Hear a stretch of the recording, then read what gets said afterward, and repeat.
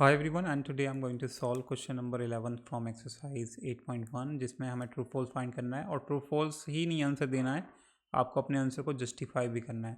तो value of 10a is always less than 1। हमें वो इसमें बोला है कि 10 की a की वैल्यू हमेशा लेस देन 1 होती है। ऐसा होता है या नहीं होता है, ट्रू हो या फॉल्स होगा, तो इसका होगा हमारा आंसर फॉल्स। क्यों होगा? क्योंकि ये जो 10a फंक्शन हम निकालते हैं किससे निकालते हैं? राइट एंगल ट्रायंगल से निकालते हैं, और राइट एंगल ट्रायंगल में साइड की जो लेंथ हो सकती है कुछ भी हो सकती है, 1 से ज़्यादा भी हो सकती है, 1 से कम भी हो सकती है। तो इट्स नॉट नेसेसरी कि 1 से हमेशा लेस देन ही होगा।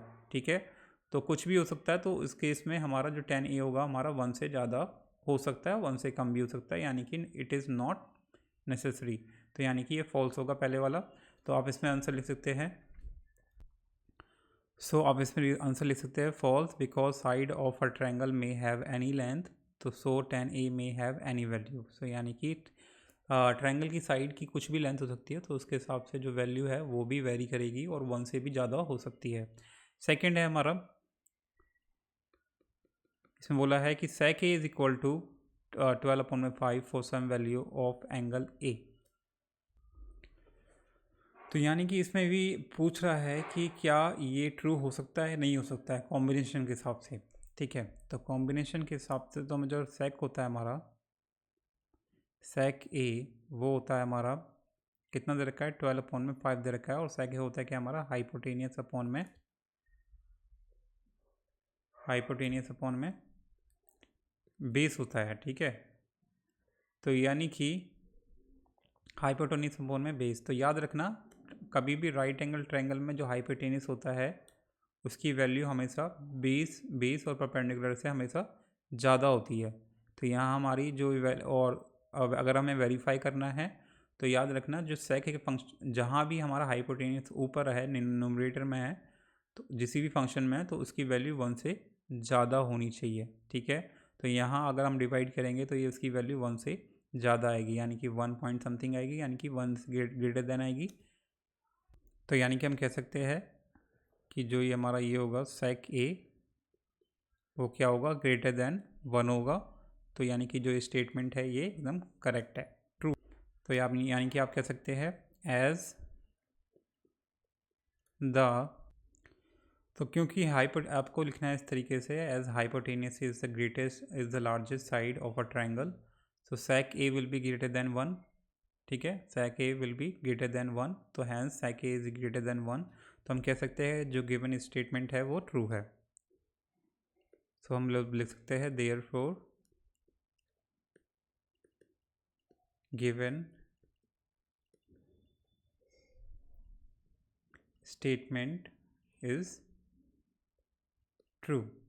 ठीक है, तो इस तरीके से आप इसको आंसर कर सकते हैं। थर्ड हमारा क्या कह रहा है, तो सी। थर्ड कह रहा है हमारा cos A is the abbreviation use for cosecant of the angle A. Cosec and basically होता है हमारा कॉसेक के लिए। कॉस के लिए हमारा होता है कोसाइन। कोसाइन का जो शॉर्ट फॉर्म होता है हमारा कॉस होता है, और कॉसेक एंड के लिए होता है हमारा कॉसेक। तो यानी कि जो ये स्टेटमेंट है ये फॉल्स है। तो आपको लिखना है इसके लिए, रीज़न लिख सकते हैं आप इसमें कि cos A is the abbreviation of abbreviation used for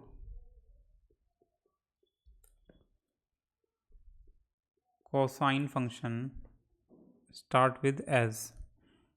Cos is the cosine. Cos is the abbreviation used for cosine function. Cosine of angle A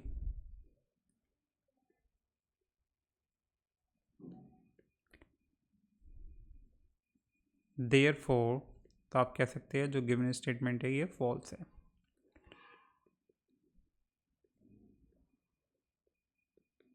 the statement is false. ठीक है, तो this is how you can answer this question. Fourth क्या क्या हमारा है, let's see. Cot a is the product of cot and a, this is completely wrong. तो इसमें आप लिखेंगे cot A is not the product of cot and A because cot A is the contingent function of angle A. Therefore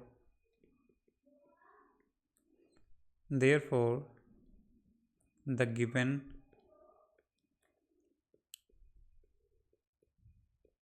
statement is false।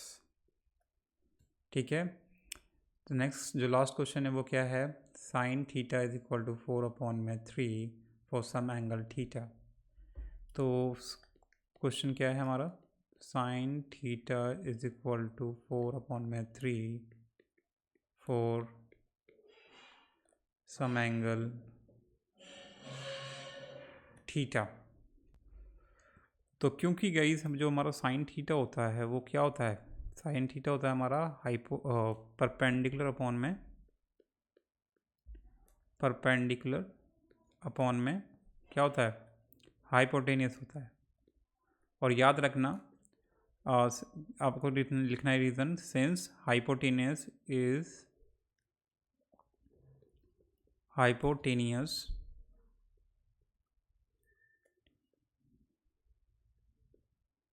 side is always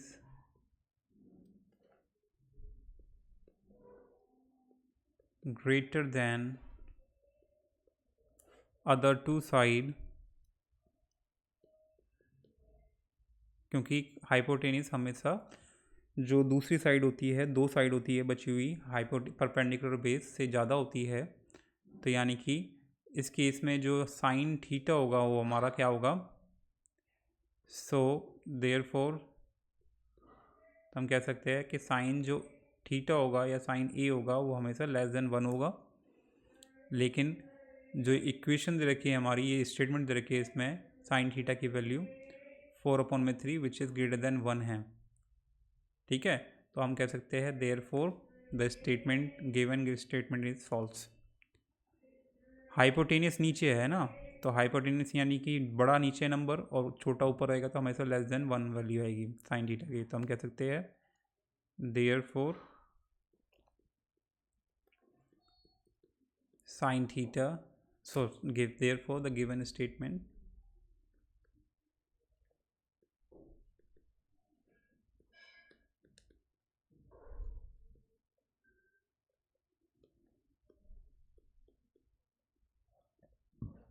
so this is how you can solve this question. Hope you like it. Subscribe for more video, and that's the end of the exercise 8.1. Subscribe for more video. Till then, bye bye.